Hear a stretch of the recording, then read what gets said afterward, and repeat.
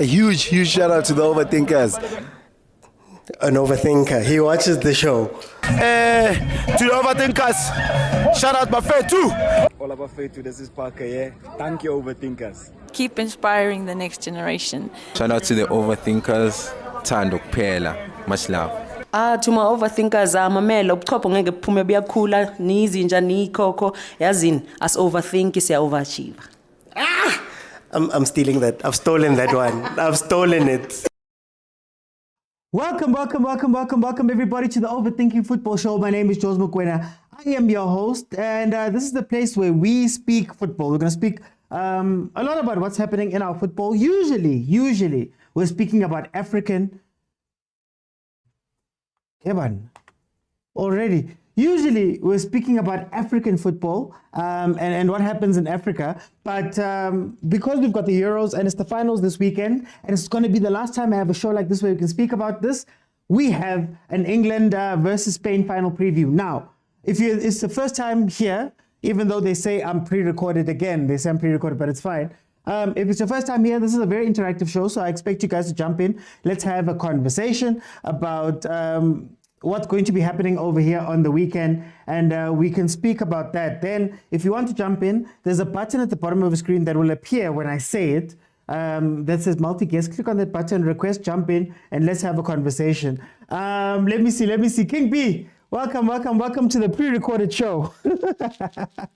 How's it crazy tea? Agent, we'll speak about that another day, but we've got big fish to fry today. Okay, so guys, today we're going to speak about the England versus Spain preview. We're going to speak about that final. We're going to speak about how we felt about the Euro tournament, some surprises that happened, some good players, all of that stuff.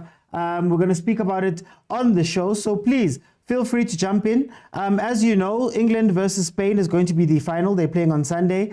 England is a team that nobody expected to get there. No one at the beginning of the tournament all the way through didn't think that England could do what they needed to do to get to the final. But we forget that England itself reached the final last time. They've reached the quarterfinals of the last four major tournaments. They've got two finals in their last four quarterfinals of a World Cup, and they've done incredibly well under Gareth Southgate outside of winning a trophy. So that's the English team. The Spanish team is led by a guy in Lamine Yamal who's not even allowed to work past 8 o'clock. If he's on the field past 8 o'clock, there's a fine that is paid by Spain in order to keep him on the pitch. So that is a very interesting part. Him, along with Nico Williams, have been some standout players over there. Pedro, of course, got injured and he wasn't able to carry on. But guys, feel free to request. Do me, I saw your request. Guys, for some reason, you guys are being told that it's pre-recorded for some reason. For some reason, they don't believe that I'm reading comments right now. So guys, feel free to jump in. Let's have a conversation about these Euros and what we're seeing from the Euros. While I figure out, what's the TikTok and his... I don't know what's happening. I don't know what's happening with this. But anyway, Agent, welcome to the show, my brother. How are you? I'm good, man. How are you? I'm good. Agent, I don't know anything TikTok, but yeah. Anyway, tell me, what are your general thoughts about the Euros 2024 tournament? If disappointment was a tournament, it would be this Euros. The big guns didn't come to the party. Yeah. The big players didn't come to the party. The big coaches didn't come to the party. You know, we could say that it was a tournament of underdogs, but even the underdogs are not performing that well. Except what else played well? Turkey, the Swiss, Austria, your Spain, team. Obviously. Yeah, I think those are the four teams that generally played well. Okay. But otherwise, it was a boring tournament, to be honest with you, and way below expectation. 4 or 5 out of 10, 4.5 out of 10 for me. 4.5. Hey, some people will say you're being nice. Look, for me, I think I expected a lot more. And honestly, it comes from the conversations we have. You know, when you speak about football, they tell you about Europe, For Europe, it's the football, that side, the tactics. Hey, we're going to watch some incredible football. It'll be tactical. Yeah. Agent, your favorite word, tactical. It'll be all of those things. But we ended up watching maybe a dullish tournament. Were you surprised by this final? Spain and England? To be fair, I didn't expect any of them to be here. Spain, I think I underestimated them. Yeah. It is generally my team, but I haven't had any hope for Spain ever since, the World Cup here in Spain, in South Africa, So it has been one of those teams where you feel like they'll be there, they'll play nice, but round of 16 quarterfinals, they'll get knocked out, And even the coach, I don't know much about him, So I'm quite surprised by the how can I put it? By the way they're playing, and even if you look at the players that are there, they're not household names except maybe David Raya and Laporte, Yeah, maybe Nacho Navas, maybe. but otherwise they're not household names. Yes, I get your Lamal and everybody, but they've just come out the last 12 months. They're not yet household names, So I'm quite impressed by him. He's been playing good football. I think he's one of the coaches who I say have been able to implement a philosophy in the national team, Yeah. And then with England, unpredictable as ever, I made a controversial statement some months back when I said the difference between the Champions and Southgate is Mbappe, Yeah. I don't think I was far off. I don't think it was as controversial as I thought it was at the time, because at the end of the day, France have won the World Cup and have won Euro.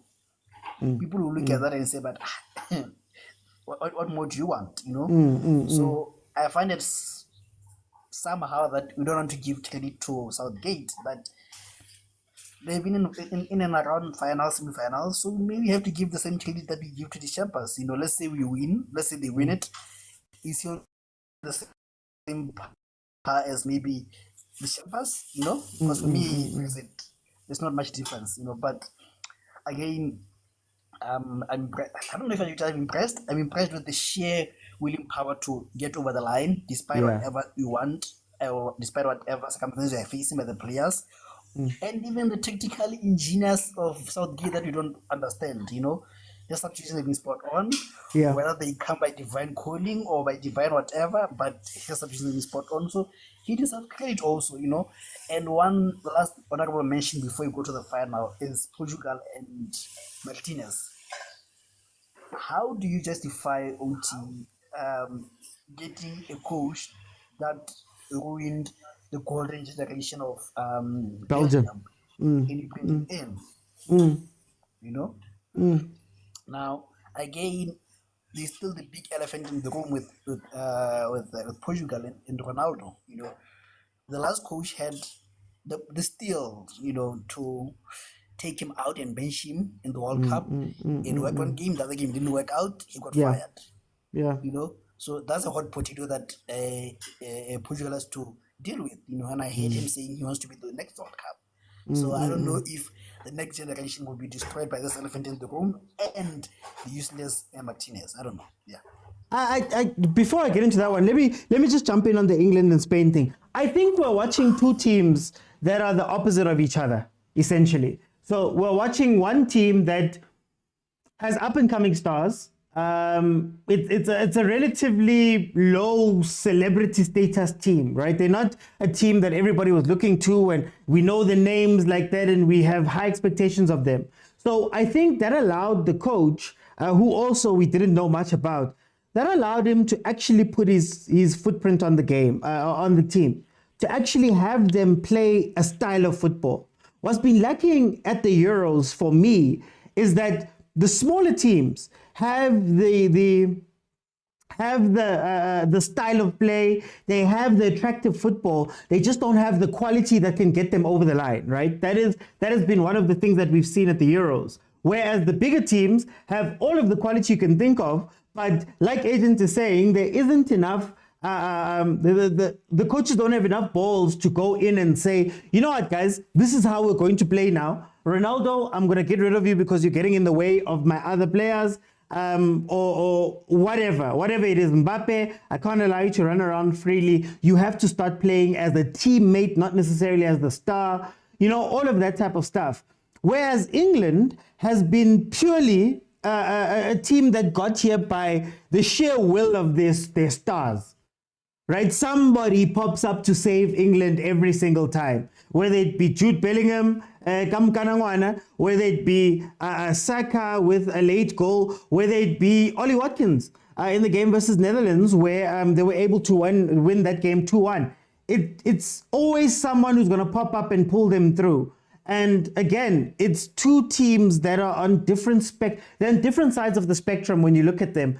And I think that's what makes this final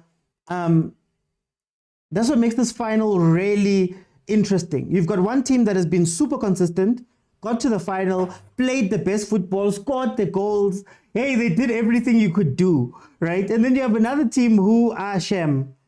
Kabas Pumule, as Rulani says, until somebody gets the ball and takes us through. So I think that's why the final is interesting. But I want us to just take a step back, Agent. But on that if you look at the teams that England have been facing, generally they've been either teams that are of lower quality and recently teams that are better quality but no style of play, like the Netherlands. Yeah. So now you're facing a good team that has good play. So do you think they can, with just sheer luck, like they've been doing, can they get over the line with that? Considering that you're facing a team that scores goals, a team that knows how to play, and a team that knows how to defend, and a well-rounded, organized team. I think for me, now when I look at it, I feel like England can maybe get something from the game. And what I mean by that is as good as Spain plays, as great as they are, I'd imagine that a lot of them are a little bit underexperienced up to this level. So if you can close down one or two of those players, they will struggle a little bit. And England then, of course, again, they just have the luck of the draw. But what has killed England most of the time, and up to this point in finals, has been you can't rely on that when you get to the finals. Usually they're playing an out-of-this-world team.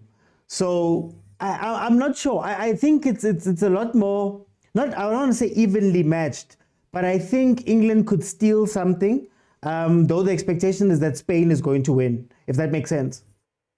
Yeah, no, I think they are evenly balanced in that sense that, maybe for once, Southgate will be able to play his preferred boring football, because everyone is expecting attack, and he can sit back and he can come on the counter, So maybe in that sense, and also the pressure, I think, yes, from the English side, that delusional is always, but from the rest of the world, we see Spain as favourites. So maybe when that favorite tag is not there, then maybe we'll say different, relaxed, a boring side, and the English side, which can do wonders. Yeah, so I do agree with you. Yeah.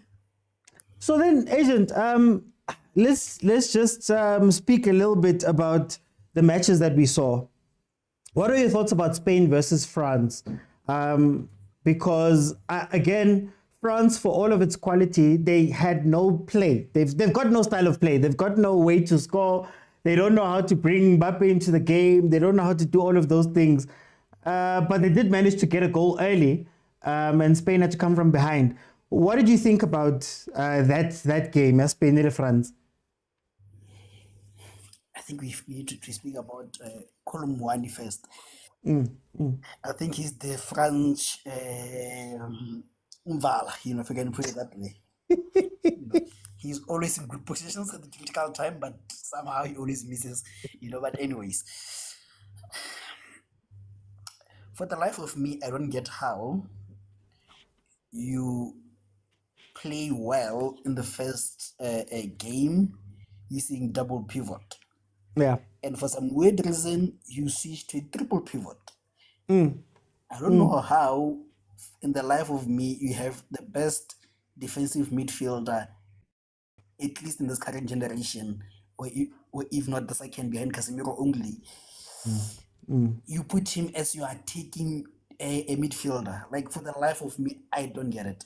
Like, I would never get it, you know. And again, as a team, yes, plan A is to rely on Mbappe's individual brilliance. But what is plan B, you know? What happens when Mbappe is not on form, or when Mbappe gets injured? Because I think that injury did affect him, because I think he was a bit cautious. You know, he wasn't as aggressive and quick as he is, you know, because I think he was afraid of the face being, you know, whatever. So for the life of me, I don't get those two substitutions, you know. And again, if you recall some years back, there used to be a conversation about Benzema and what is this guy, Giroud. Yeah. Giroud won the conversation not because he was a good goal scorer, but he was able to make France play. You know, same with what is this guy's name, Pogba. You know, so why going to this tournament? You prefer other players, Thuram and others, you know, Colomwani ahead of Giroud. You know, you're tried and tested. Why are you not using him? You know, that's another question mark. You know, and again, you have Kamavinga on your bench. You know, arguably the best 8, I can put it that way. And he has that ability to come back and become a full back. So you have such a dynamic player, and you play a Rabiot. No disrespect to the Rabiot, but what is Rabiot offering you? You know. Now again, I think the main thing was the Pogba magic. You know, and I think Mbappe did mention it also. How long can you rely on one player? You know, is it another case of Spain? Is it Spain or Germany, where the golden generation is led to die out? You know, without proper replacement. So all this time, you didn't have a proper replacement for Pogba. Why? You know, and by now as a coach, you should know your team that it looks like I'm lacking a creative player. You know. So what do? You must look for that creative player, you know. I don't know who it is, because I'm looking at the bench. There's no one who can play that Pogba role, but I'm sure the French are resourced team that can find someone who can play that role, you know. So I think we lack a creative midfielder. And lastly, on the French, you are relying on wing play. So if you are relying on wing play in terms of speed, in terms of Dembele or Griezmann and Mbappe on the other side, surely you must have a target man. So if you don't have a target man and you're playing wing play, it doesn't make sense. You know? So I don't know. It was just wrong tactics, wrong personnel, wrong everything. You know, that's why I call him the French Southgate. I think what's interesting about the French, for me, again, it's main character syndrome. I think a lot of the players have a main character syndrome, and if you don't have a coach who can control that and force them to play a certain way, you're going to see something. And what's interesting about a lot of these European teams, Agent, I don't know if you noticed, a lot of them have a similar way of playing, the ones that have been struggling, especially up front. So you'll always find there's one wide player, there's one striker who's usually not necessarily a striker or good that side, but then you'll have on the other wing the person cutting inside. And I watched that and I thought to myself, what is the point of the type of game that they're going to play here? You know that, as you're saying, Colomwani is not a finisher. You know that Thuram is not that good of a finisher in the team. You want to play Griezmann in the 10 and then have Mbappe, Dembele, or whoever up front, right? But then you have nobody who can make them play. There's no deep-lying playmaker to take advantage of the pace of Mbappe, the pace of a Dembele, for example.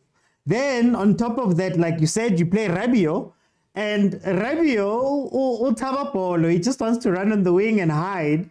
But you take your best you take your best destroyer, and now N'Golo Kante is playing 10.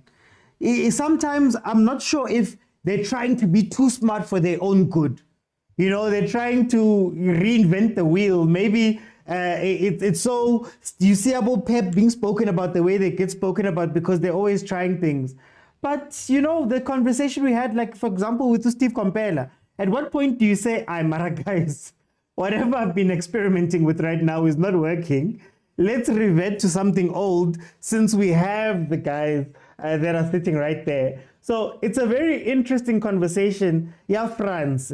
And I think it applies to England. I think it applies to Portugal. It applies to a lot of the teams where in their experimentation, they become a lot more predictable, if that makes sense. And I want to ask you that question. What I found weird again on PSL is they were doing a typical PSL thing where you don't have a striker.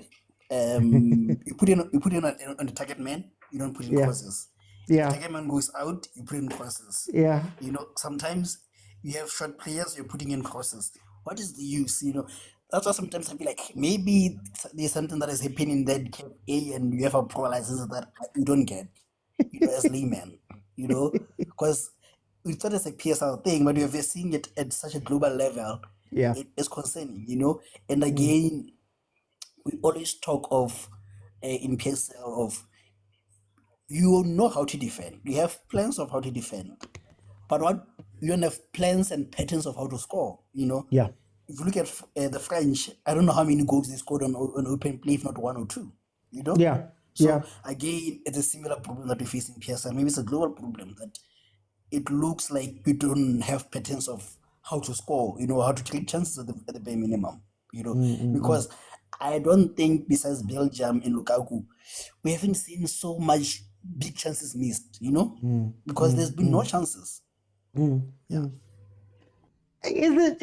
Guys, feel free to jump in. Feel free to jump in, guys. Bottom of the screen, there's a multi-guest button there. Do you think that it's overcoaching, or do you think that these coaches are under pressure to try and be special? Like, for example, if you look at Gareth Southgate, I still believe that Gareth Southgate wants to play boring football. I still believe that he would much rather do a 4-4-2 and just play wing play, crossing balls. But now he has to figure out where these players, Bob Foden, Bob Bellingham, where they go. Do you think that these coaches are under pressure to try and come up with something new? Is it a modern football thing now that you have to change everything and come up with new stuff? You know, what do you think is causing this predictability or boringness?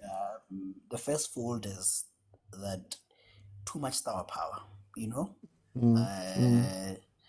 I think, you know, we used to have teams so you know that there's Messi, you know, and after that there's Maria, and then there's others, you know.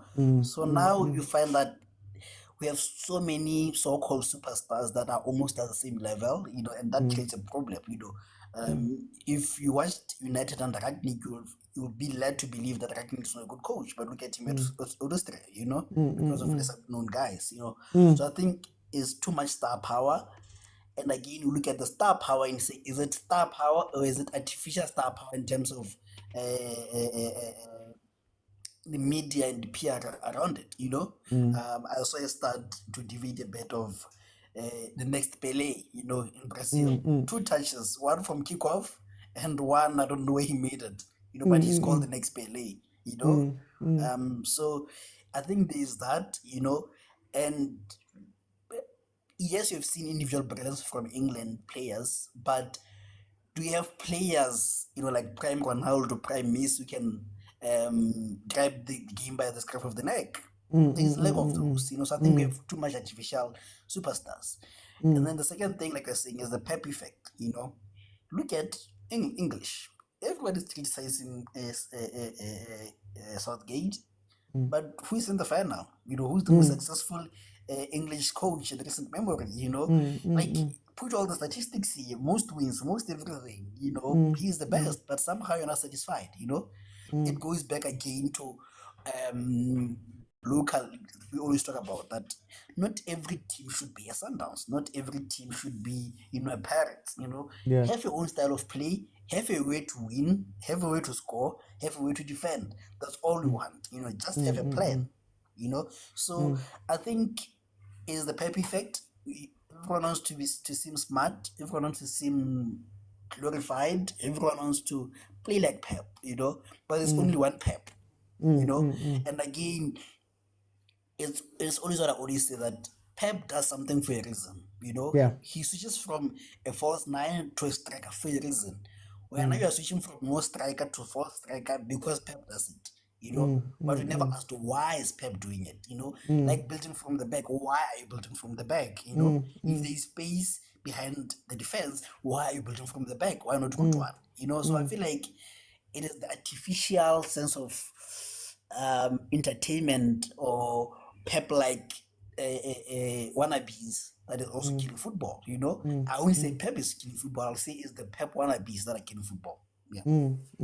And that's very, look, it goes hand in hand with what we spoke about a couple of weeks ago when we spoke about the systemization of football, right? So, for example, I've often said here that, I've always said here that our players, our new coaches are more coaches that love control, right? They want to control everything. So you can't control everything when you've got a Zlatan on the pitch. You can't control everything when you've got a Cristiano, when you've got all those people who are good enough to want to go do their own thing, but also have warranted that because they score and do all of that stuff.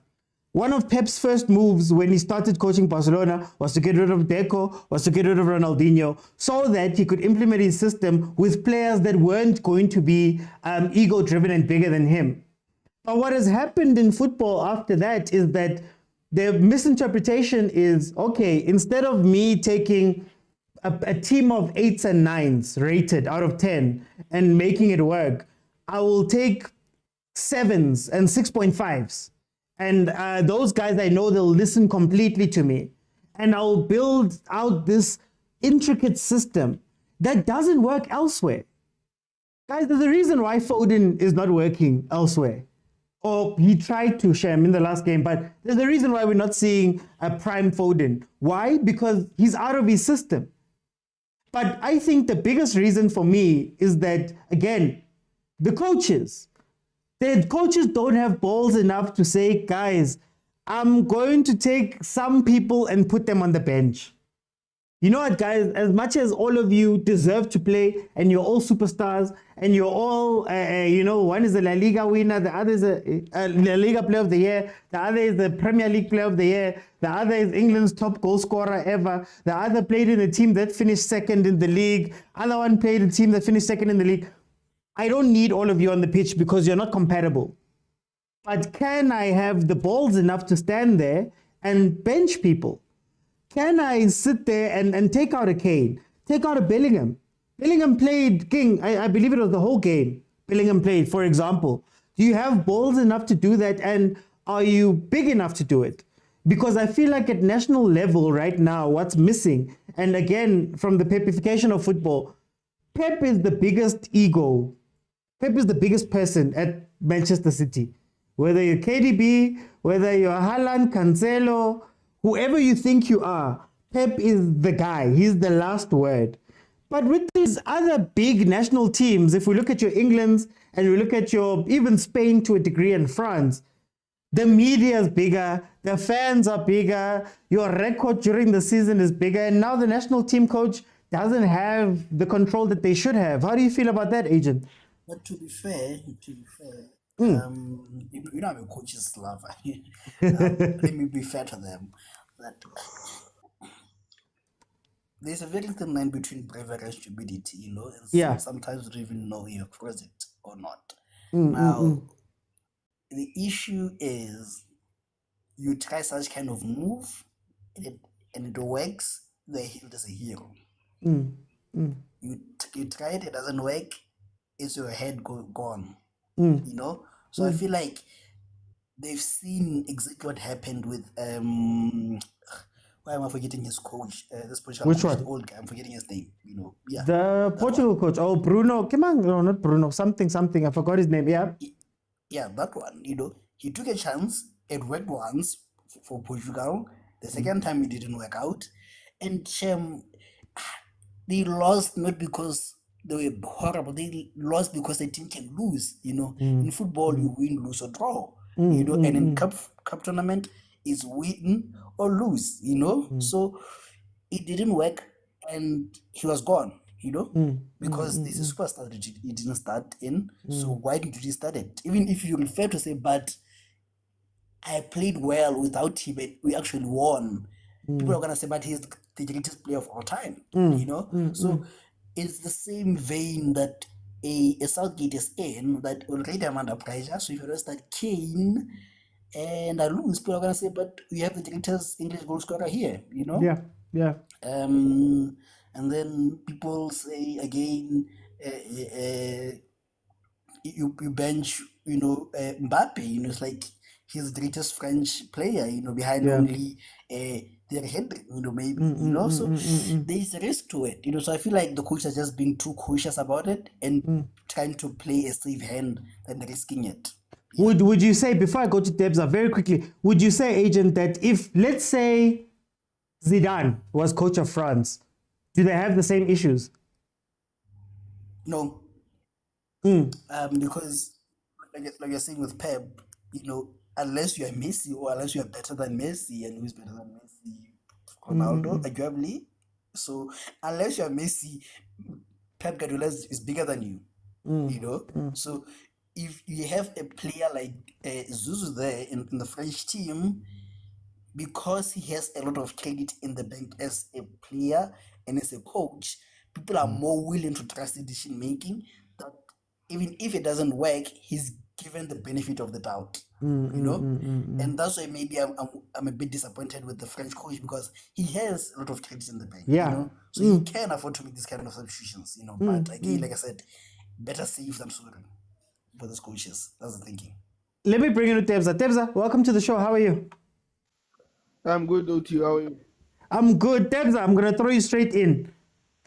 What's the cause of this very cautious football that we're seeing at the Euros?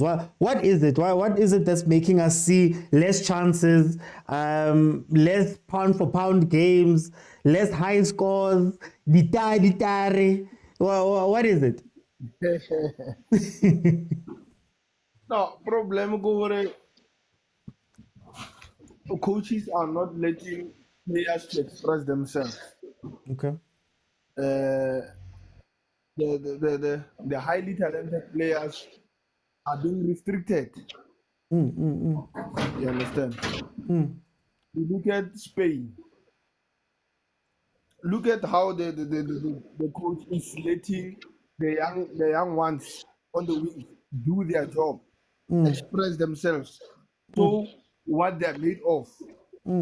Most of the people didn't know the boy Williams. We knew Yamal because he's from Barca. But we've been following football, we know Williams. Even at club football, he's not this good. But then now, because I think he got the support from the coach that he must go out there and cause havoc. That's why we see those two players expressing themselves, how they're expressing themselves. You look at the Brazil of all times. Oh, the Samba boys. Attackers who went in there and expressed themselves. No restrictions whatsoever. We tend to forget that club football and international football are two totally different things. You cannot create a system at national level because you don't have that time to create it. You understand? So you are there relying on purely talent, especially attack-wise. Yes, as Carlo Ancelotti used to say, he says he only sets up his team on how to defend. But when it comes to attack, he believes in his players to create something up front. Yeah. To just get a match of who can play with who can be compatible with who. But otherwise, let the players play and analyze the game. So then, Debza, just to be, let me be devil's advocate. I'm a coach. I want to set these boys free, but there's so much on the line. I'd much rather come out and play a 3-4-2-1 that we all know is a back five with two pivots they'd give you 6. You saw France go even 3. Chouameni on top of Kamavinga on top of Kante. Hey, my bro. Isn't it safer for them to just protect their jobs? Don't do anything crazy because, you know, if I play my 5-4-1, I lose the game, it's okay.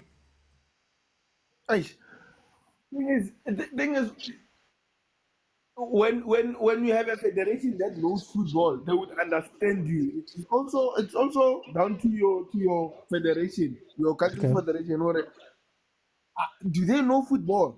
They must see what you are trying to do. How was your team playing? You understand? So if you are playing good football and you didn't win, maybe your team were missing chances and all that, then you were knocked out. It's not your fault. But then when you are defensive and you are compromising your attacking players, your attacking players didn't have more chances. You understand? We didn't see the best of your players. Then we're going to look at you and say, you couldn't unlock them. You understand? So that is why I'm saying we should look at the federation or when you look at France, we don't mind Odaleka 5 come rolling as long as you're going to make your forwards to be effective. You understand? So it all goes down to that. How are you getting the best of your attackers? Okay. You can play 5, and then Odaleka 3 up front. They are so skillful and they understand each other. They make it step and they're crossing up, and then you win games. We will applaud you because of you. Maybe you can give a reason. I don't have a Pogba who can dictate the game. Therefore, I'm changing my system because of I don't have a particular player that I can utilize. Therefore, it depends solely on my country, and then maybe and then you can see where it's working. But then if it's not working, why are you constantly using it? Yeah. Change. Okay. Let me go to Montana. Stay on tips. I'm gonna come back. Montana, welcome to the show. How are you? Yeah, I'm good, OT, and you? Hi, man. Minangimnandi, Montana. Tell me, what is causing this boring football that we're watching? There's no chances created. The teams look very cautious, man. They're scared to do anything. What causes that, in your opinion? OT, first of all, if you look at these international coaches that are coaching these countries, you will find that they don't have a track record of winning anything. They never coach at club levels. Almost all of them. I will start with Southgate, Martinez of Portugal. He failed at Fulham, if I'm not mistaken. At Everton too. Everton and Wigan, I think it was. Everton. This champ for France, he never even coached at club level. I will go on. That's the first thing. I think it's the weakest link. And the secondly, in any country, if you go back, you go to South America countries, North America countries, even in Europe, the countries that have won the World Cups, the countries that have won the Euros, you must have a team that is dominating in that league. And that team must have an identity. I will go to Germany. If you remember, the last time Germany won a World Cup, I think they whooped Brazil by 8-1 7-1 in the semi-finals. Yeah. At that time, Bayern Munich was dominating in Germany. Yes. That's true. You go to Brazil. When Brazil won the World Cup, those players were playing, I think none of them was playing in England. Because at that time, England were the players that were playing there were robots. They didn't allow the Brazilian samba, all those things. Because football nowadays is playing on tactics more than the talent. You can have a talent, but the coach will tell you about the tactics. I want to play on that zone. What? If you go back to Brazil in 2002, most of those players were playing in Italy and Spain, which is both of those countries, they suit the Brazilian style or South American style. Because and you will go back to other countries and you find England is always at the back of the pile. You know why the England has been in the finals? You know why? Not because they are good, but because the players in those countries now are more playing the English style. They lost their identity. In Brazil, for example, you find 8 players that are playing in England. Those players back then wouldn't even make a bench back then when we knew the real Brazilian. Look now at which Italy. The football there, the AC Milan, your Inter Milan, the football there has declined. Yeah. Those are the best teams. That's why now you find out they've been knocked early in the tournament because the big teams are suffering. And it kills the sense of style. And you're gonna take a coach who doesn't have a track record, and you let him to coach your country because it start there. When you are a coach, when you pick players on the international stage, you pick them based on their strength because you know you don't have time to instill your system on international level because the time is too little there. You don't have enough time to that's why you have to choose your best players on the international level. I remember I remember Scolari on 2002 World Cup. He was asked by a journalist. He said, I think all of you guys remember this, or you heard or you read something like this. He said, when he saw Ronaldo, he saw Cafu, he saw Roberto Carlos, he saw Ronaldinho.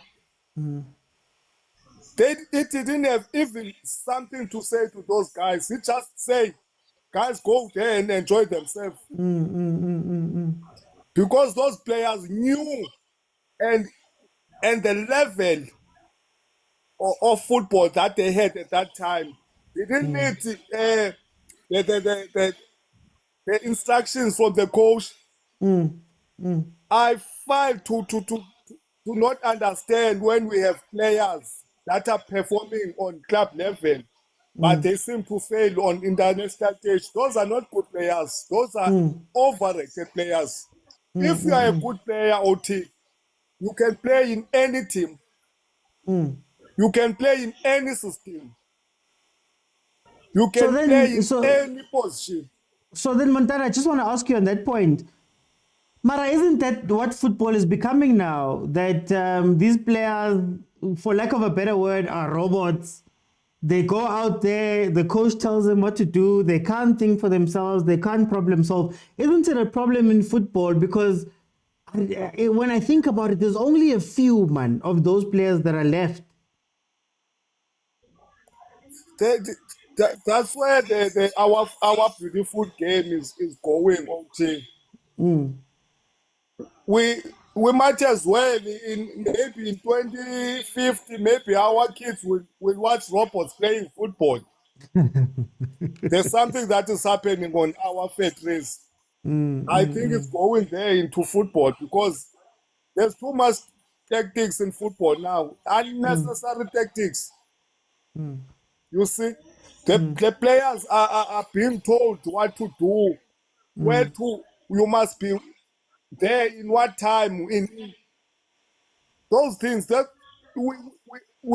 I think we are overdoing it. And the more times go on, every coach wants to be tactical, Yeah. which is at the same time is killing our football. Okay. Football, we enjoy football. Even Yeah. there were no FA license for what UIF don't, because the coaches they were using the talent that the players have. The players were playing on their strength. Now, even if we can dribble 10 players, the coach is gonna tell you, no, you don't have to dribble. Just pass the ball. You are a team player. We have 11 here. Montana, for time, That's what I'm is gonna happening even here in Africa. I'm gonna come back. We are Before I let Tabang in, I just want to say there's been some breaking news. Around 13, 14 minutes ago, Orlando Pirates announced that Prasten has passed on. Stanley Skrima Shabalala has passed on. So RIP to Prasten, guys. RIP to Prasten. We got into a little bit of a situation. There was a hijacking attempt, if I'm not mistaken, and he was injured in that whole thing. And he hasn't been right since that whole time. Very little was told to us, but now Pirates has confirmed that Prasten has passed on. RIP to Prasten. Rest in peace. We all know the legend. We all know what he has done in South African football. So RIP, RIP, RIP. Tabang, welcome to the show. How are you? Hey, OT, how's it, man? Thank you for allowing me to join the panel. No stress. Welcome to the family. I'm throwing you into the deep end. Okay. What causes this type of football that we're watching at the Euros? We're watching teams that are afraid to play at times, or watching teams that maybe tactically they're not all there. What is causing the thing that we're seeing at the Euros? And maybe you can start off by just sending condolences to Prasten and his family. Yeah, man. I don't really know much about Prasten because I'm a millennial. So I think I've seen the shows. I've seen the Orlando Pirates shows. It's clear like he had a huge impact in South African football, as well as grooming some of the legends that we have today. So yeah, man, I really hoped that I could see or get more content of him and the stories that he told, because that man had a lot of knowledge about South African football. So I just hope that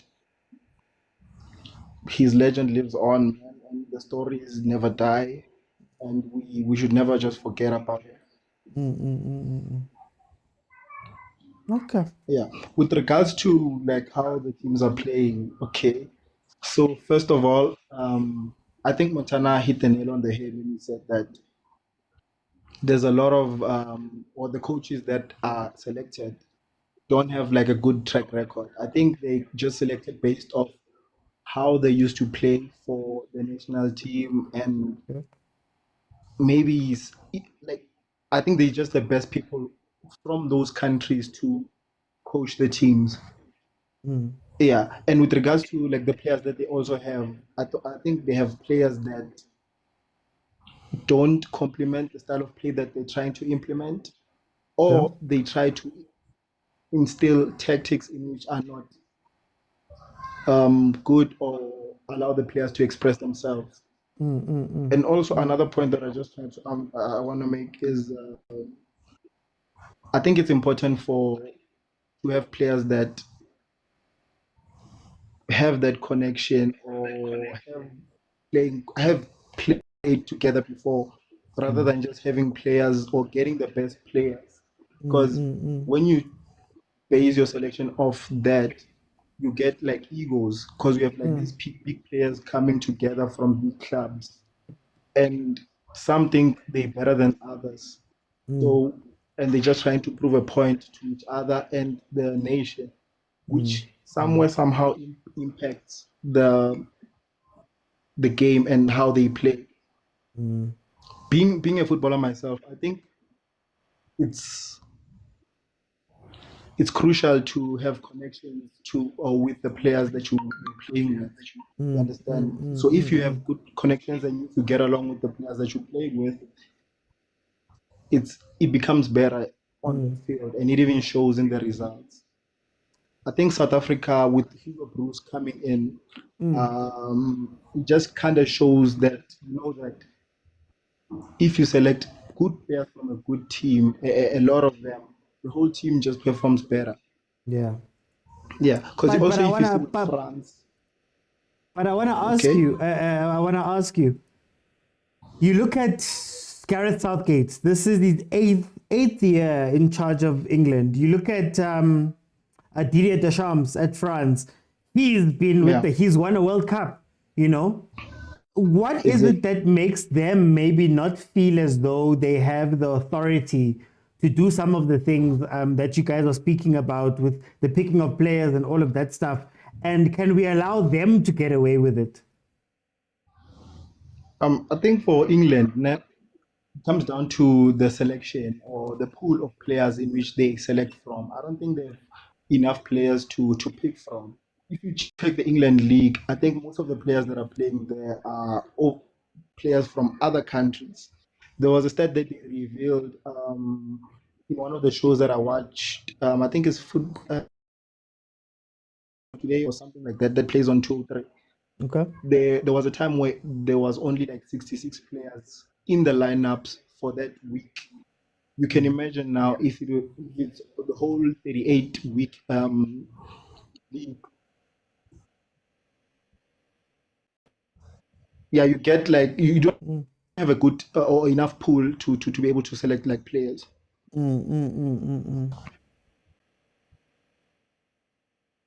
Tabang is still with me. It seems like and also with France, there's not a lot of players playing in that league. Okay. Yeah, I'm still with you now. Oh, okay. No, I thought you were cutting there. Sorry. Yeah. Okay, I'll come back. So I'll come back. with Didier Deschamps, no, finish. I think finish, Paul finish, Pogba, yeah. Paul Pogba, like really helped them. No, go on. Okay. So with how they're playing, they didn't have like a player to control the midfield for them, which didn't allow them to get enough supply to the forward players. If you check Adrian Rabiot, if you check N'Golo Kante, if you check Tchouameni, those are not good ball players going forward. So I feel like the link from midfield to the forwards wasn't as good as it used to be in the previous tournaments. Yeah, for sure. Wherever Didier Deschamps is crying over the fact that Pogba is banned, and there isn't a replacement to get in there and fill in those big shoes that he left. Okay. I'm gonna come back, Tabak. Let me go to Ntozake. Ntozake, I'm throwing you into the deep end. Welcome. How are you? I'm fine. How are you, my brother? Hey, angikho mnandi ngale ndaba kaPrasten, but it's okay. What's causing this boring football we're watching at the Euros, according to you? And what is the biggest issue affecting why we're not seeing very good football there? And maybe you can give us some condolences to Prasten, who just has been announced as having passed on. Yeah, let's start with bad news. May the soul of the legend rest in eternal peace, He has contributed so much for South African football, even for Bafana, spotting the talent. I don't think there's ever been a South African that can spot a talent like Prasten. He can say all the things that we said about him managing Pirates and stuff, because you cannot go against the wishes of Dr. Irvin. So if Khoza trusted him so much with his team, then it means he was so good. Yeah. You know, being with him off Orlando Pirates stage for about 20 years. It shows that the guy had something good going on, and you could see Ule show yake sitting with +10 on how much he contributed to South African football. And a lot of players can learn a lot from him to stay advised and always being a student of the game. He still rest in peace. Okay. Yeah, and then when it comes to Euros, you know, Praoti, there's only one thing, which I think affects the Euros, especially European football. You know, media has a lot of influence in terms of how we view European football.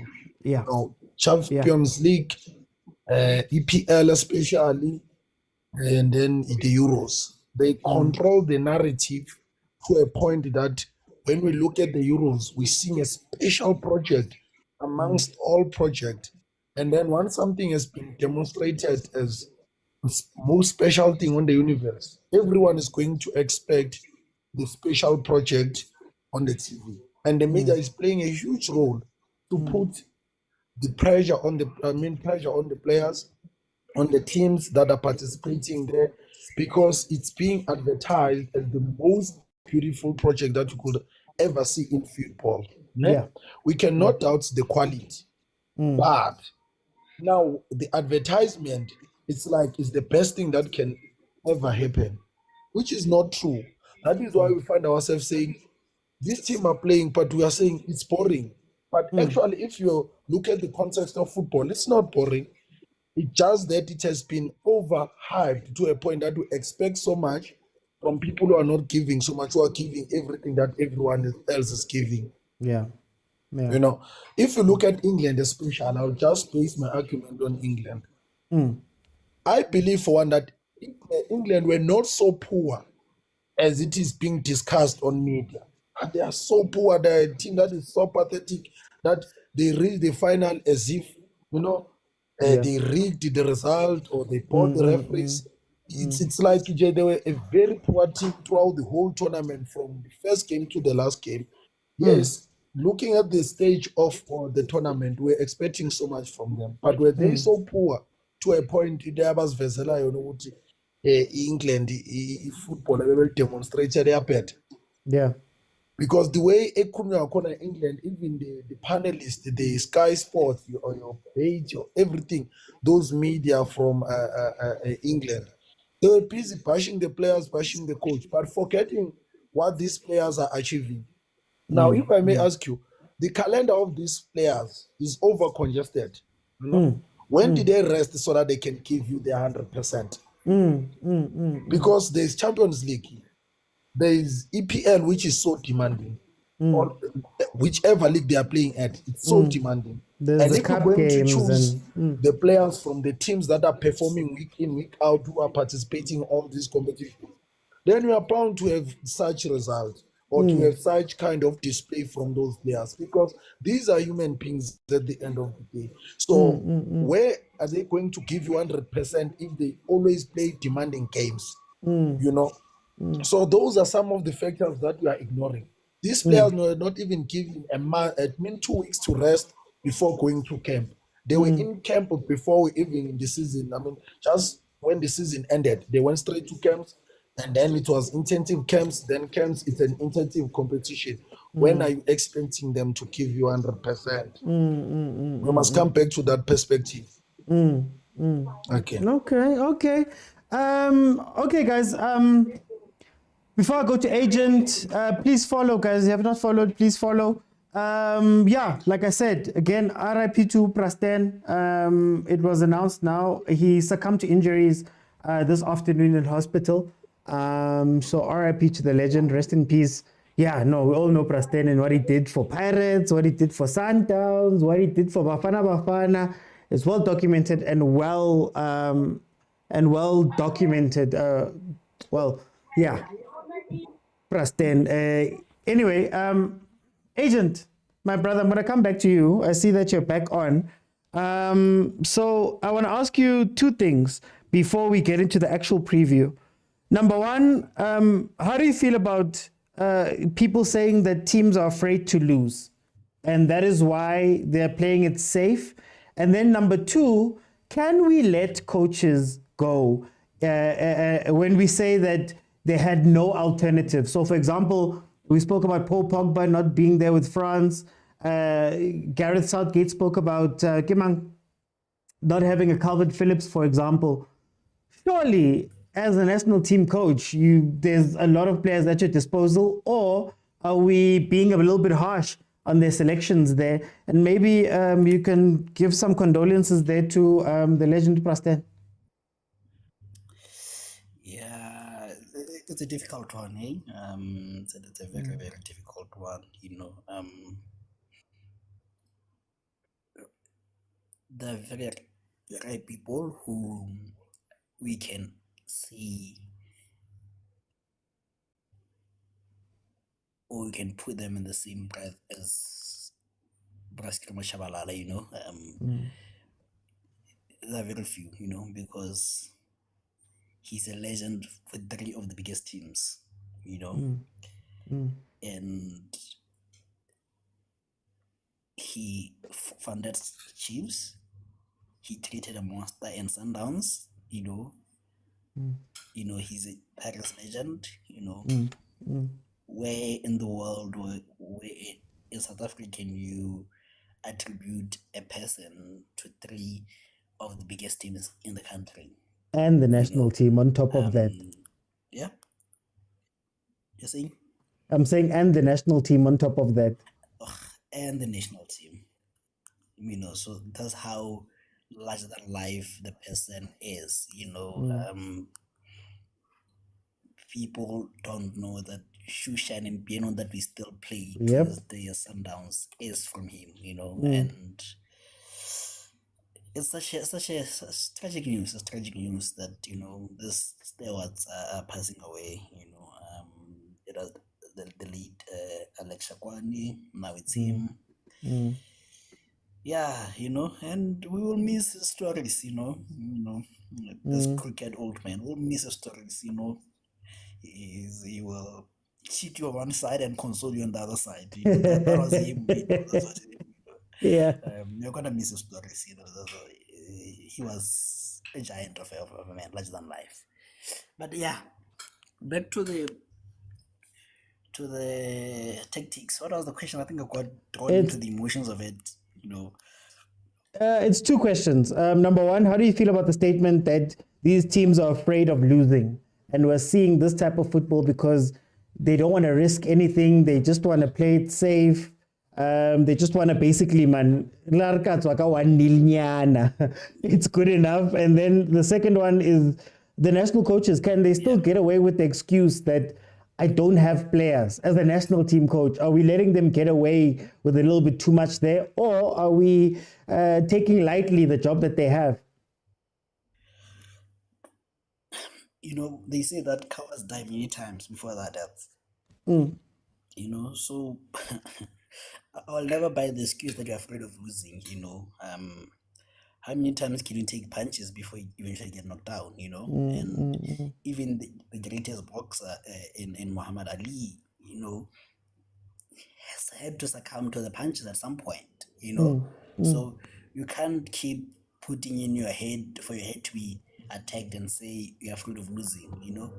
The more cautious you are, the more you're in trouble, you know. So for me, I just feel like as people making excuses for the coaches, in my opinion, you know. And again, if we look at this, who are the teams which are performing badly? Are the big teams. So are we saying the big teams are afraid of losing? What more of the small teams?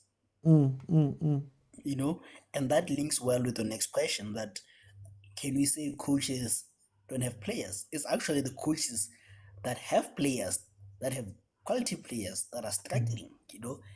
It's the coaches that don't have the players or the A-listers that are performing well. So that's an invalid point also, you know. And again, onto the task of a manager, yes, we get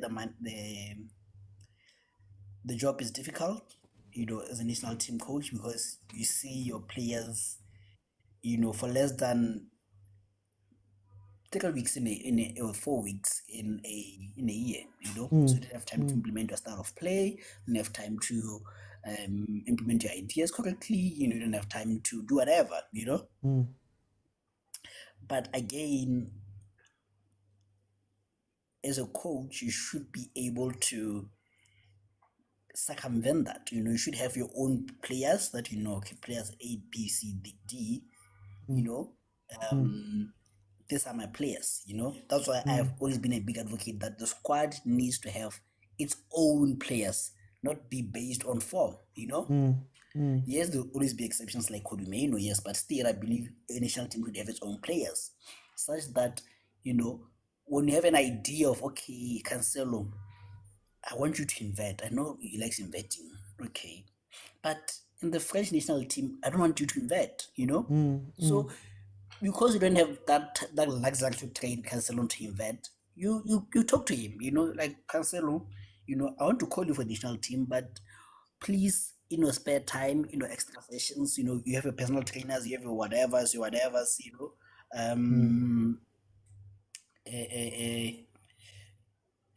try practice not overlapping, try running and making lateral runs in terms of instead of cutting back in, you know. So there has to be that proper communication between the players and the coach, you know, to circumvent that lack of time, you know, such that when you guys meet, you try the ideas that you've been asking, you know. It's less theory and more practice, you know. And coaches like Ralph Ragnick, coaches like Bielsa, my goat, have shown that you are able, and even the Spain coach and even the Swiss coach, they've shown that you can coach a national team, you know. So I feel like that's an outdated excuse, you know. But again, even if you don't coach a national team, find a way of winning. Hugo found a way of winning, you know. So without necessarily finding a style of play, you know. So you have to choose your poison and die with it. Either you try and implement a style of play, but that one that needs you to have constant communication with the players, or you decide to win by hook or by crook. And to win by hook or by crook, you must have plans, which are short-term plans that you can implement in a short period of time, you know. And those are basics of football: pumping the ball inside, you know, focusing on set pieces, you know, exactly simple stuff like that. Yeah. Okay. Tebza, I'm gonna come to you. Tebza, I'm gonna ask you the two questions. Why teams are? What do you think about this thing? Our teams are afraid of losing, and that is why we're seeing them be more cautious. And then, secondly, can national team coaches keep getting away with this thing of saying, "I'm an Akinadi player"? You know, team players, coaches like what Didier Deschamps, for example, losing a Pogba after so many years of coaching. Hana Pogba Omong, or are we taking it lightly, the job that they do? And maybe we can start off by just passing condolences to Prasten's family, and, you know, speaking a little bit about Prasten or Skrima Shabalala. Hey, Prasten had two nicknames. There's people who know him as one, and a whole generation knows him as a different name. But anyway. Yeah, condolences to the Shabalala family and the football fans at large. Yeah, and he's a legend, man. He's a legend. Right now, we heard about him. We just hear about him. We never saw him play. You understand?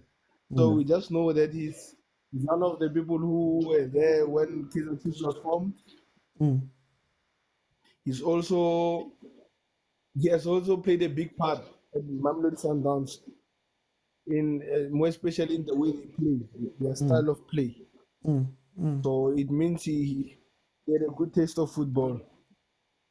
You understand? So he has contributed so much in our football, and we also enjoyed his show there, talking with the legends, telling about the history of our football, where it comes from, what they were doing back then, and we are doing now differently from them. So yeah, it's heartbreaking to be such a legend. You understand? Yeah. Okay. So, your first question was What do you say about coaches. this thing? What do you say about this thing about teams being afraid to lose? It's boring because we used to see that from teams that are less talented. Let me just say that we knew those teams will be defensive and try to catch the more talented sides on the break and all that. But then we see that now on both teams, the one that you were expecting to dominate the game is not willing to dominate the game. Yeah. You understand? So it's frustrating, to be honest. That's why now we get people saying football is dead, because we're no longer seeing the entertainment.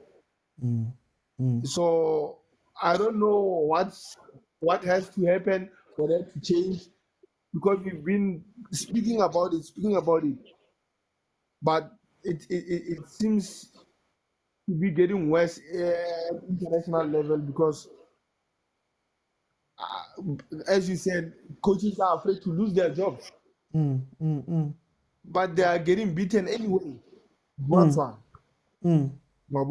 So I don't know what it is. Maybe we will have a discussion again. I'll have a better idea on how they can go about it. But then that's for now.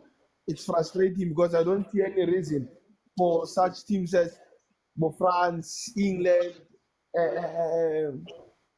you can name Portugal, to be so negative. While you have players who are hungry, who want to go out there and chill.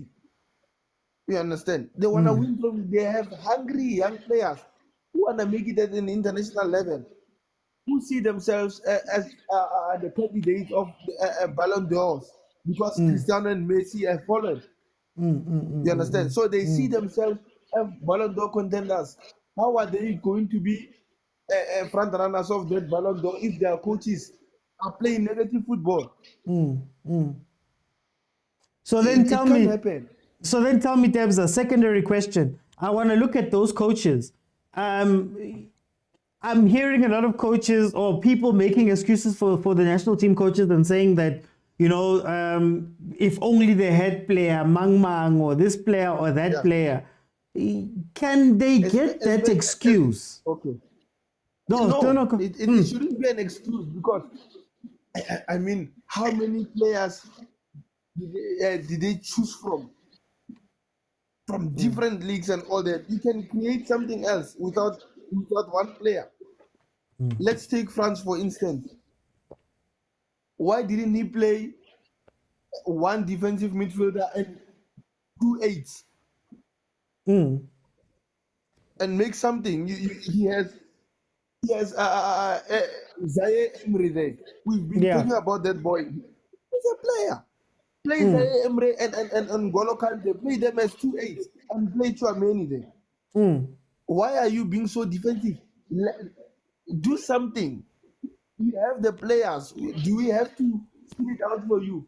This thing you are already, hey, such player maybe is not ready for. Why are you selecting him? We have Kobe Mainu.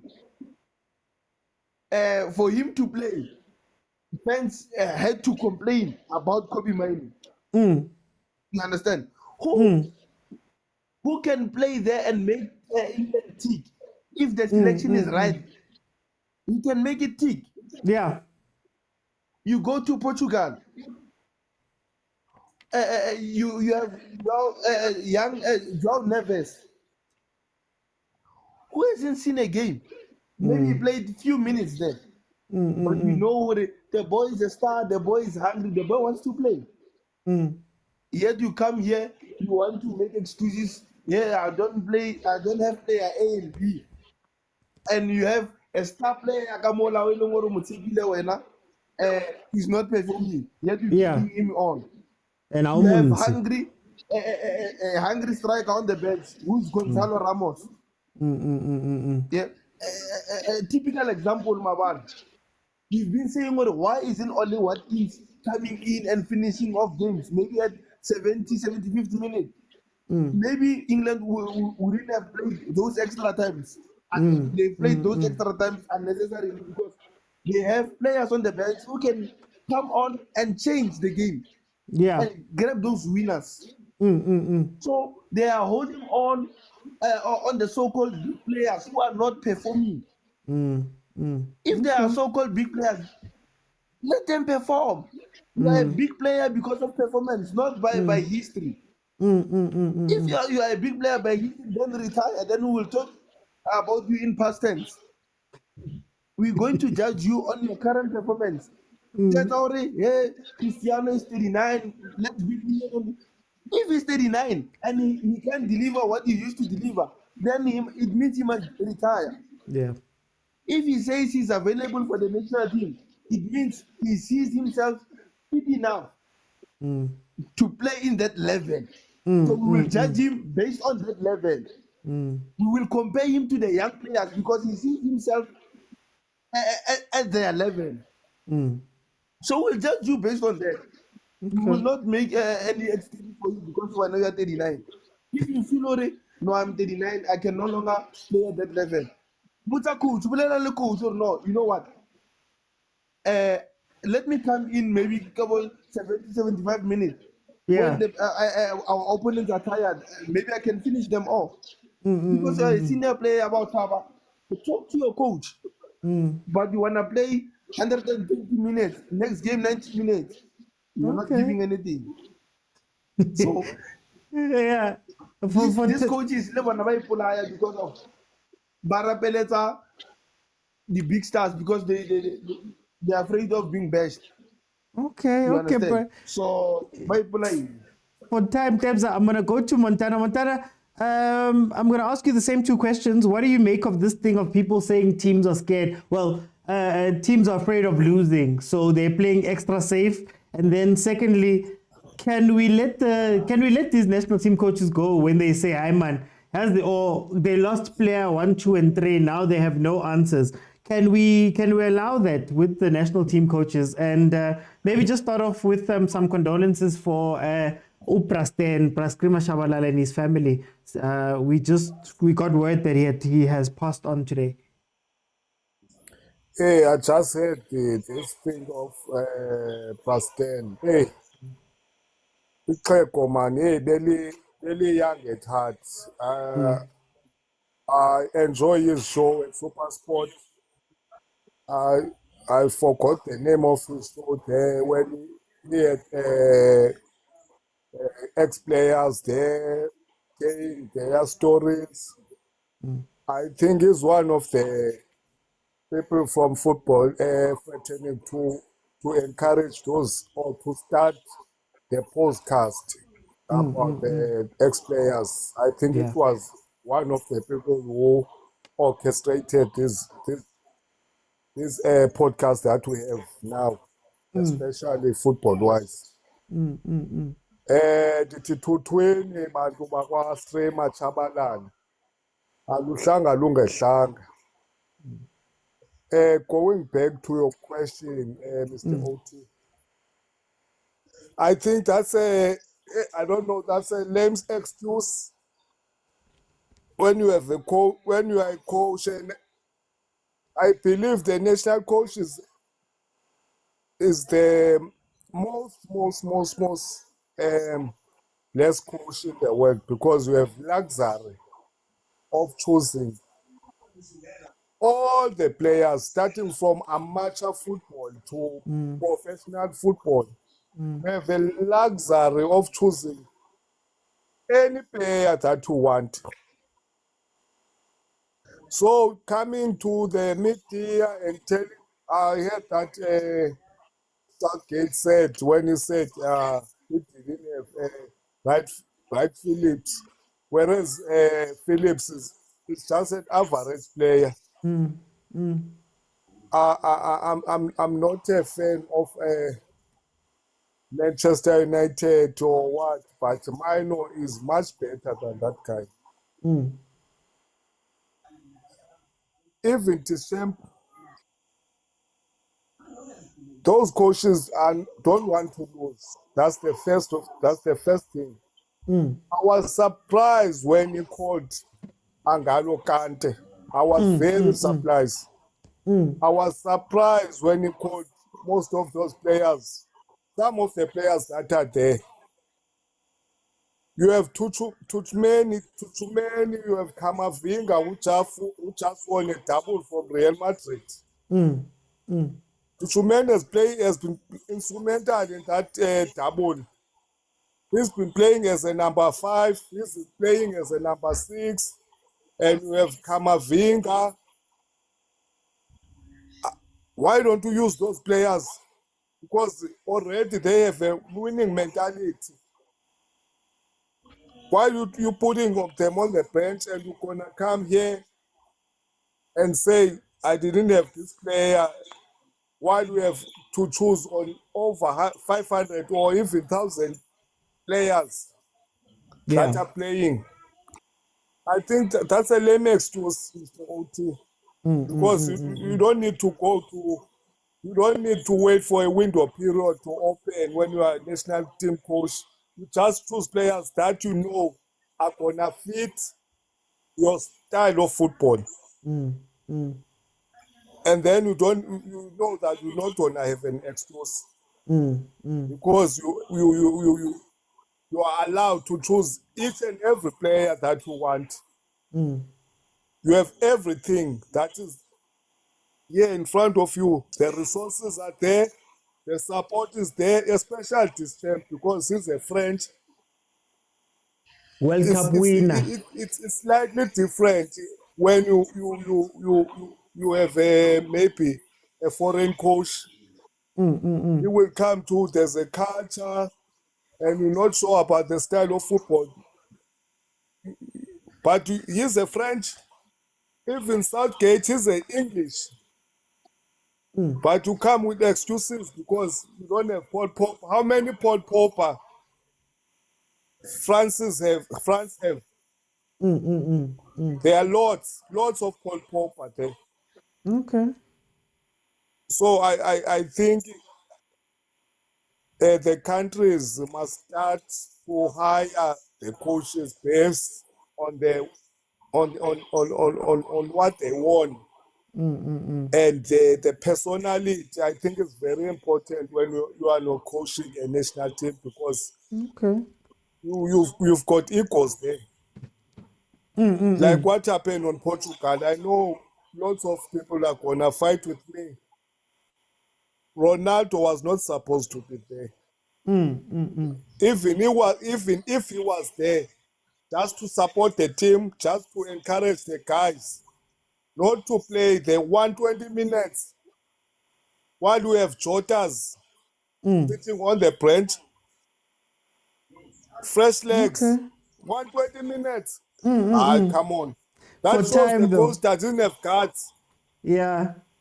You need to have guts. You need to have balls, Mr. OT, when you are national team coach. For time, Montana, for time.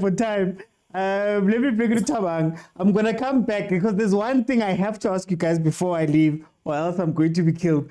Tabang, tell me, I've got the 2 questions for you.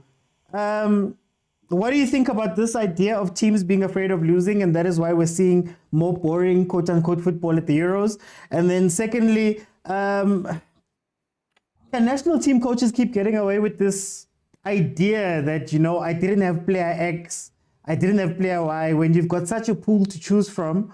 Or are we minimizing this job that they do? Okay, so with regards to the first question, I feel like media has a huge impact. So when you're a national team coach, let's say, for example, you're a national team coach for Brazil, there's like 200 million people there, and there's media publications.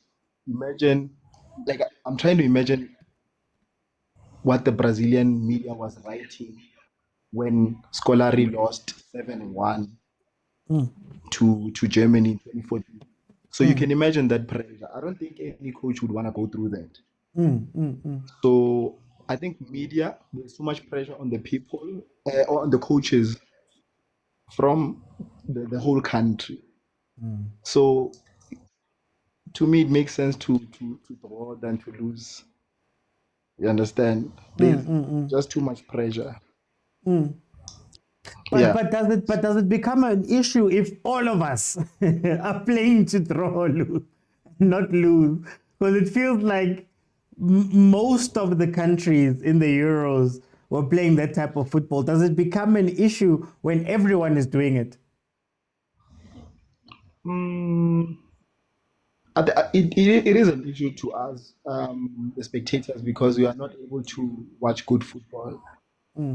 So I think it does have an impact on us, that we're unable to see players do what they do for the clubs on the national team level.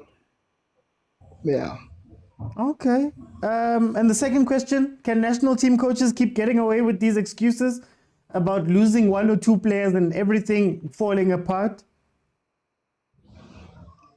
Okay, can I get an example for that? Like France, people say France, Paul Pogba wasn't in this team. And if Paul Pogba was in this team, he would have been the key to everything. But then again, you're a national team coach who's got access to every player, or should have. Can they get away with it at a national team level? Or are we minimizing just how much work they have there, or, their jobs?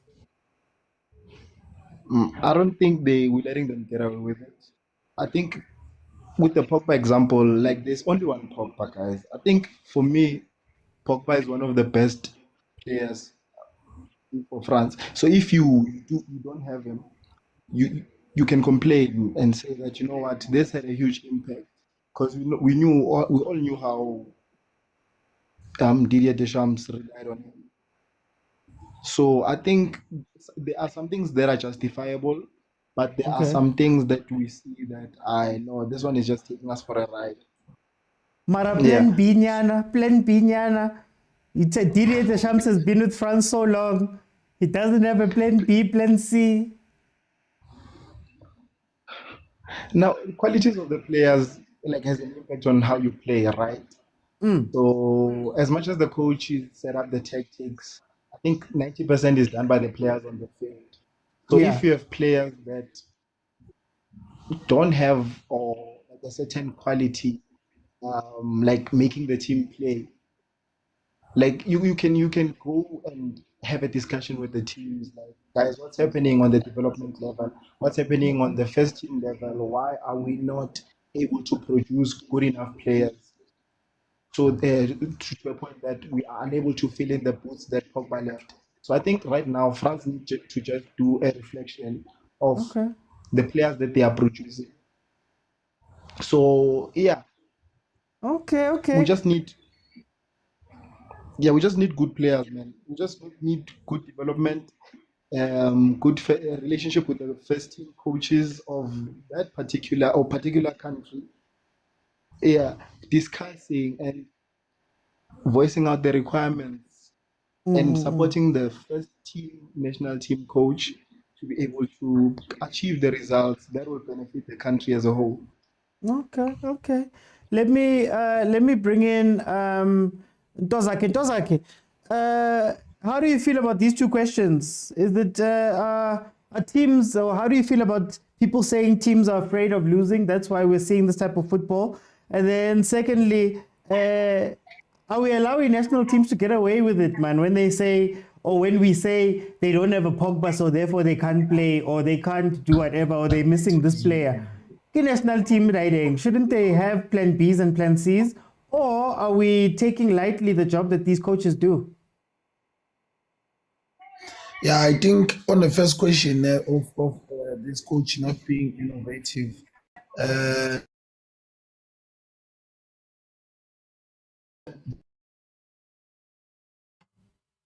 Ntozake, you're cutting. Guys, am I cutting or is it Ntozake? I just want to make sure.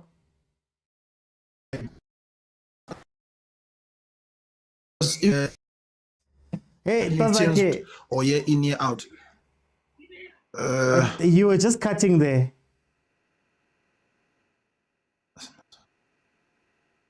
Let's do this. Let's do this. Sorry. For time, Tozake, jump back on. I'll let you back in. But for time, I need to push a little bit. So jump back on. I'll let you back in. Agent, I need to get into the meat and potatoes of today. We've had a very nice convo about everything else. Tell me, what are your thoughts about this final with England and Spain? And the ultimate question is, who do you think is going to win this? Oof. Tough one.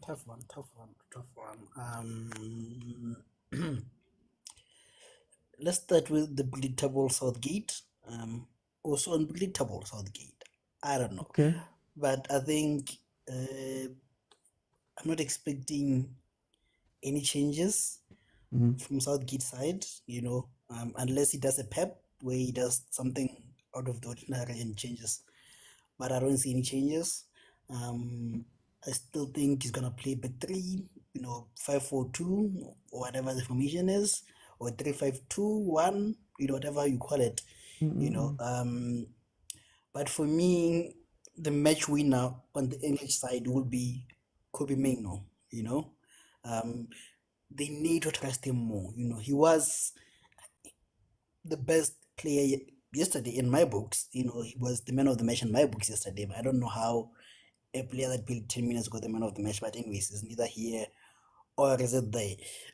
So for me, I feel like if they can trust me no more, I feel like if he can be in the game, I actually see him scoring, tomorrow, because it's such kind of game for him. So I think he'll be the match winner. Again, Saka will be the match winner also on the English side, And we know Bellingham likes the big moments. He likes the photo finishes, So I think those are your three winners, And again, which is yet to be determined. Are you gonna start Luke Shaw or are you gonna keep Trippier? That's another interesting decision that Southgate has to make, But otherwise, I still think it's gonna be the same old team. If any changes it is, it's gonna be Trippier for sure, which I feel like will give him a bit more balance, And I would want to see the coordination that I saw yesterday, where Mainoo goes out wide, like I said, even though it exposes Rice, but that's why you're playing a back three, You shouldn't be exposed, So Mainoo going out wide, Saka drifting in. Kane dropping in, Bellingham going up top, and I wish Bellingham can do that more often. Go beyond Kane, be the son of Kane, So he likes going out on the wing. I don't want you out there. I want you on top, And then Foden also dropping in. I know Southgate won't do it, but if I were Southgate, I would tell Kane for once, don't be a playmaker. We don't need you to be a playmaker. Just stay in the box. You know how to finish. You know how to score with your head. You know how to score with your every part of the body that I don't mention. So just finish. Just stay in there. But I know he won't. So it's Kane. Kane's gonna drop deep again. So Bellingham, it's a job. And even Foden, since you're struggling at least on the wing, get ahead of Kane when you see that Bellingham is hiking that wing. So I feel like they need someone up top. And then with the Spanish, do you start Yamal or you bench him? I think that's the big decision for me. Personally, I'll bench him,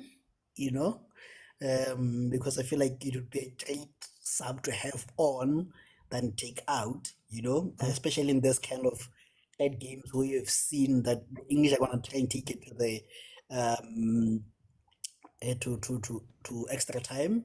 So you're going to need that extra creative player, and that once the English start throwing in the kitchen sink, they throw all of it in, they lose shape. So you're going to need a Yamal on and hot when that happens, when there's that distraction. So I would personally start Yamal on the bench, but I don't know if the coach has the big kahunas to do that, But otherwise, I also expect Umar there to start. I felt like they missed him a bit last game.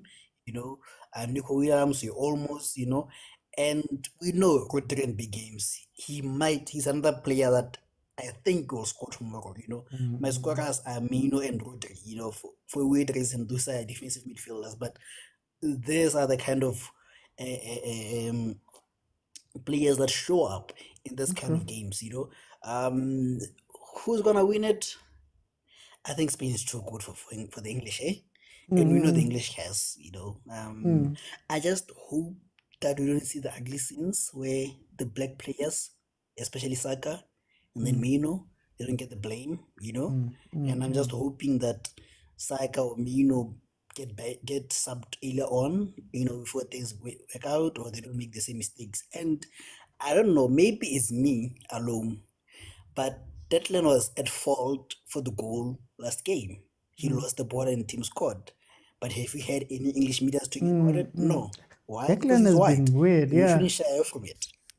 So I'm just hoping that your Sakas, your Bellingham, your Menu, they don't make any mistakes, So it is what it is. So I think Spain 2-1.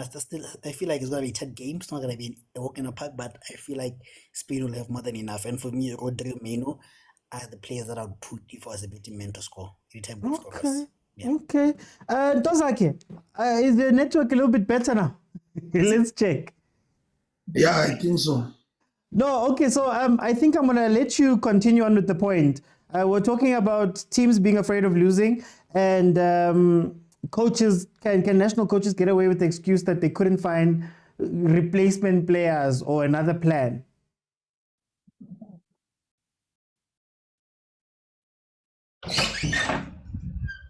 Yeah, I think, when it comes to the issue, same problem. Oh, network. Okay, I think for tonight, unlucky. For time's sake, since I'm in a tight window now, I'm going to go to Tebza. Tebza, what do you think about this game that Spain is going to play with England? What are your thoughts, and who are you predicting is going to win? I'm hoping Spain does justice to this tournament. We cannot allow England to win this tournament with the way they play. So it's only fair that Spain wins this thing. Okay. Because there's no way I couldn't have England. I'm rooting for England, for Spain to win this tournament solely because they were fantastic in this tournament. They were so beautiful. I enjoyed watching Spain. We all wish that Germany and Spain were in the finals because they were the two teams that were playing fantastic. So I'm just hoping that Spain wins this tournament. It's unlucky for Pedri to be injured, even though Danny Olmo is stepping up. But I wished Pedri was there because I like the player. Recently, he's been best for what I don't know compared to other young players. Pedri abam injara last. Yeah, abam injara last. Yeah. He's coming off a long-term injury, so you know how people are. They forget easily. They forget how this boy was fantastic in the under-21s and in the national team in the World Cup, and also for Barcelona. Now they're saying, the boy is not better than Bobo Musiala and Bo Vet and all of that. I'm saying, these people have short memory, but then it's okay. He'll come back and he'll prove his worth again. He's a top-class player. So I just hope Spain wins this tournament. They deserve it. Let's be honest, they deserve it. Okay. Montana, how do you feel about the final? And who are you backing to win? I'm backing Spain. I'm with Debs there. I don't want England to win this year. We will sleep outside the whole season. Even this morning, I didn't even watch. Every time I woke up, I watch Sports Sky. But today, I didn't even switch on. I just watched the highlights and then I switched the TV off. The reason I say Spain, I think Spain has been playing a better football compared to other countries. Okay. Where they're playing as a team, they don't depend on individuals like England. Because England, we came in this Euros, we were thinking Bellingham, Foden, your Sakas were going to explore streams, but they've been hot and cold. Harry Kane, I think Spain doesn't have those individual good players, but they are playing as a team. And you can see in the style of play what they are trying to do. As much part they don't have big stars like they used to. But now you see they are playing as a team, and compared to last Euros, they have improved tremendously. I'm not a fan, but to be fair, they've been playing better compared to other countries. Okay. I was hoping Germany. I think Germany also were not bad. A team, they've been scoring in this tournament. They were unlucky. That's what I would say, Mr. Otu. Okay. Let me bring you Tabang. Tabang, what are your thoughts about the final? And who are you backing to win it, and by what score? Score. Okay, I'm picking Spain. I've always backed Spain since from the first day.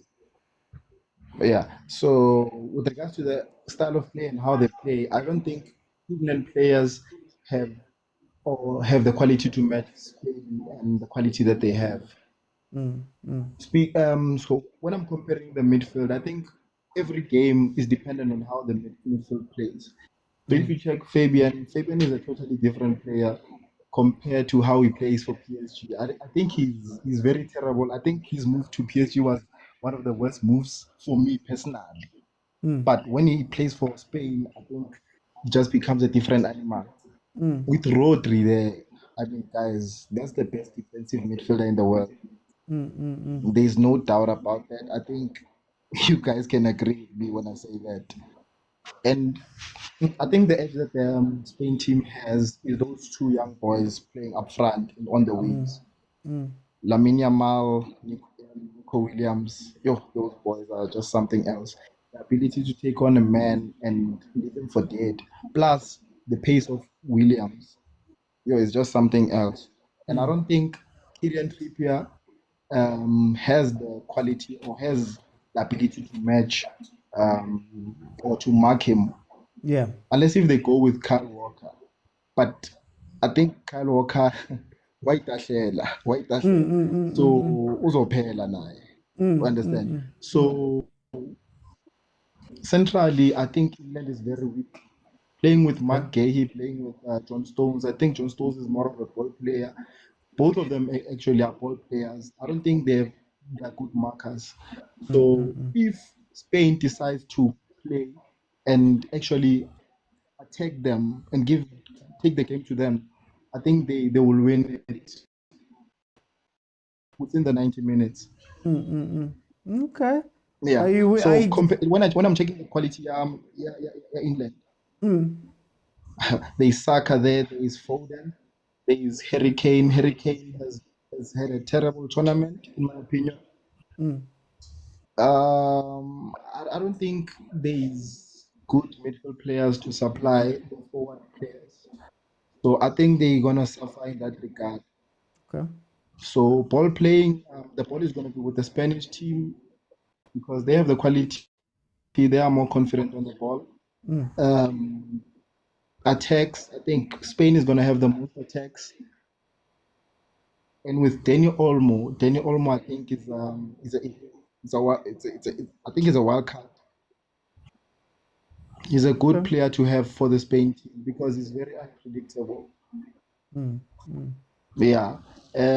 So yeah, I think they're gonna win it. Spain is gonna take this one within the 90 minutes. Okay. No, guys, thank you so much to you guys for jumping in and talking to me here. Agent, thank you for helping me there in the beginning when TikTok was doing what TikTok was doing.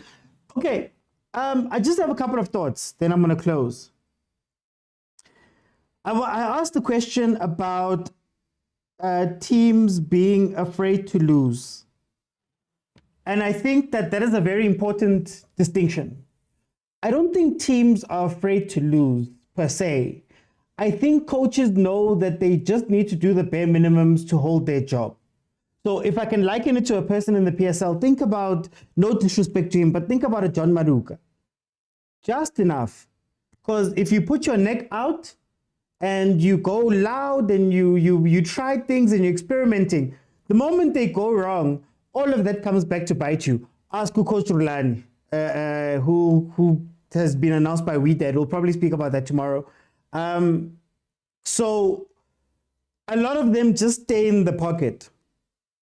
Now, the people that I am questioning is your Didier Deschamps. I'm questioning your Gareth Southgates. I'm questioning some of the coaches that have been there for a long time. Didier Deschamps has won a World Cup with France. Didier Deschamps has been helping that team for years. Gareth Southgate is in his 8th year. So it can't be that you're going to come into a tournament and you're going to tell me that, no, guys, we're doing the barest of minimums to try to get by. You should have credit by now. You should have the balls to implement such things or change things. If we look at the secondary question I asked there, that was, can national team coaches get away with the excuse that they don't have players? The point I was making with Pogba is that fine, Pogba is Pogba. You cannot find another Pogba. But that doesn't mean you can't plan. So if I'm coaching a club team, I get it. It's a club team. You've got 30 players. Maybe the guy on the bench is not worthy of it. Maybe the guy on the bench is not worthy of you to switch up the team. But in a team that has Champions League winners, in a team that has so many different things, you are telling me that in that country, we cannot find a plan B that could work at a tournament. We have to cry for Pogba. World Cup winning coach who's been with the club for a very long time, who's arguably seen a lot of players come in and out. You're telling me that you can't do it. Look at Southgate. I don't want to speak too much badly about Southgate because my guy, he's got an 84% win and draw ratio. He's the best. He's the second best England manager ever in terms of tournament performance. England has not won a trophy since 1966, so I don't want to go hard on him having the only team in the past 4 major tournaments. He's the only team to get to the quarterfinals of all of them, the only one in Europe, right? He's got 4 semi-final appearances and 2 finals in his tenure. 1 quarterfinals, a semi-finals, and 2 finals appearances in his tenure. But then you'd expect that coach by now would understand the mechanics of the team, would understand what they're going to go play, would be a little bit smoother in that thing, would have the balls enough to go, you know what, guys, Jude is not working out. Can you sit on the bench and start on the bench? I'll bring you on at a time where you can maybe affect the game. So when I listen to national team coaches tell me that, no, guys, I need a Calvin Phillips type of player. Firstly, you didn't pick him, but then secondly, in all of England, with all of the time that you have to go scout and watch matches, we see Hugo Bruce, watch matches, speak to other teams, do all of that stuff. You have all of that time, and when it came down to selection, you thought to yourself, okay, Trent is going to play midfield. Or if Trippier is going to play on the left-hand side, no matter what, Trippier, a right back, is going to be playing that side. I don't have anybody else. Should Shaw be injured? Should whoever be injured? I don't buy that for a national team. And I think we let them go with some of the stuff that we say when we're protecting them in this stuff. Now, I don't want to play down the job. It's a tough job to do. You have to balance media, fans, players. You've got diva players on the pitch. You've got guys that have done great things. Jude Bellingham is La Liga Player of the Season, in conversations for Ballon d'Or. Phil Foden is the EPL Player of the Season. Saka just came second in one of the best seasons Arsenal has had with Declan Rice. There's all of these players spread around there. Harry Kane is Harry Kane. We know what he is, right? So there is a tough job there, but at some point you have to look at the coach and say, Mara, my guy, you have to do something here. What's going on? But lastly, what I want to close with today is the unfortunate news that we got of Uprasten passing on. Uprasten, others know him as Uskrima Shabalala. Prasten, to another generation, was instrumental in a lot of our football. One of the founding members of Kaizer Chiefs. Then went on to helm a national team when we were starting out with the national team and they needed somebody to step in and make sense of all of that. Then came Mamelodi Sundowns, where the Shushan in piano that Mamelodi Sundowns plays right now is in big part because of the influence of Uprasten, who then moved on to be at Paris for a very long time. So we have lost a legend of the game, a true legend of South African football. Very few people, as I believe it was Agent said, very few people have the track record, the history, the influence that Uprasten has had in our football. So, and it's also very sad that he passed on because of injuries sustained from him getting shot. It's not him naturally passing on or naturally going. It's because of that, which makes it a little bit a tougher pill to swallow.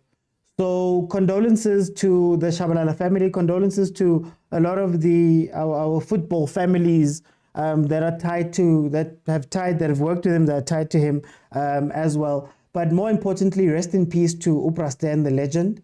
One of the people that we grew up watching and trying to learn from, and you hear the stories and you watch his show and all of that stuff. Someone who we could have learned a lot from. And as Agent said, we are starting to lose that old guard. Alex Shakwane also passed on. Nauke Prasten. So rest in peace to Prasten. Yeah, we'll see how that pans out going forward. Guys, I'm going to close the show. Thank you guys so much for joining me. Thank you for jumping in. We had some issues there at the beginning, but it is what it is. If you have not followed, please follow. If you want to watch any of these previous episodes, or this episode, or any of the previous episodes, it will be available on YouTube. Now that the Euros are ending, we're going to go back to our normal schedule. Monday to Thursday, 7 p.m., we're going to be here. We'll discuss bigger things. And then Fridays, like tomorrow, is going to be the members show. The members are part of the official WhatsApp group. There's a WhatsApp group where we speak football literally all day and go back and forth crazy. There's videos, there's voice notes. It's a great place to banter, to learn, to grow. We teach each other things. We show each other things that maybe we didn't know. That's actually where I saw now that Uprasten had passed on from that group. So if you want to be part of that WhatsApp group, you head on over to YouTube. So on my YouTube channel, the Overthinking Football Show, you have to subscribe. You have to click on join. In the members area is the link to the WhatsApp group. Then you can join there. And Fridays, the group chooses the topic. So topics are suggested, a vote happens, they choose the topic, it's 12:30 in the afternoon, then they run the show, they speak more than anything. It's a perk of being a member. Guys, please also support us who do this content stuff. Go share, like, comment, try as far as possible to support us content creators as well, because I can tell you that there aren't many places that have shows that are like this one. I also do my own content on the side to do with football. The last video I did was yesterday speaking about Coach Rulani's move to WeDad and a couple of things that we can look at from there. So please go check out that video as well. Thank you so much for joining me. Thank you to those that commented. Thank you to those that jumped in. Thank you to those watching on YouTube. I'll see you guys then tomorrow, 12:30 in the afternoon. Bye, guys.